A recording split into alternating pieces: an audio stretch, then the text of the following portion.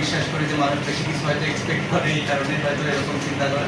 But যেটা আমি বললাম যে হ্যাঁ, যখন আপনি যে ধরনের একটা লেভেলে পারফরমেন্স করছেন এবং সাডেনলি ওটা থেকে যখন একটু নিচের দিকে আসে, স্বাভাবিকভাবেই মানুষ এটা নিয়ে তো একটু সন্দেহ করবে এবং এটা নিয়ে কোয়েশ্চেন মার্ক করবে না।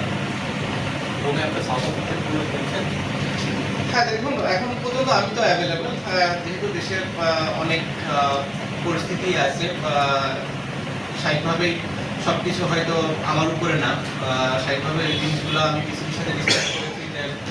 তাদেরকে বলা হয়েছে স্বাভাবিকভাবে যে আমার কি প্ল্যান, স্পেশালি টেস্ট ক্রিকেট নিয়ে এই টেস্ট এবং হোম সিরিজ আমি মানে যেটা ফিল করেছিলাম যে আমার লাস্ট সিরিজ হবে টেস্ট ক্রিকেটে স্পেশালি, তো ওইটা নিয়ে আমার চিন্তা ছিল এবং এইভাবেই ফারুকের সাথে এবং বোর্ডের সিলেক্টরদের সাথে কথা বলা হয়েছে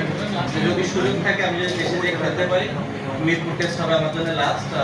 স্পেশালি টেস্ট ক্রিকেটে, এবং সেই কথাটা বোর্ডের সবার সাথে বলা হয়েছে এবং তারা এই বিষয়টা জানে এবং তারা চেষ্টা করছে যে কীভাবে এটাকে সুন্দরভাবে অ্যারেঞ্জ করা যায় এবং যাতে করে আমি খেলতেও পারি এবং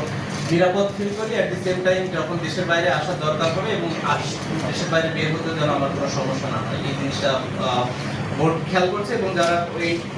বিষয়গুলোর সাথে রিলেটেড মানুষ আছে তারাও এই বিষয়টা দেখবে এবং দেখছে বলে আমি মনে করি এবং তারা হয়তো আমাকে একটা ডিসিশন দেবে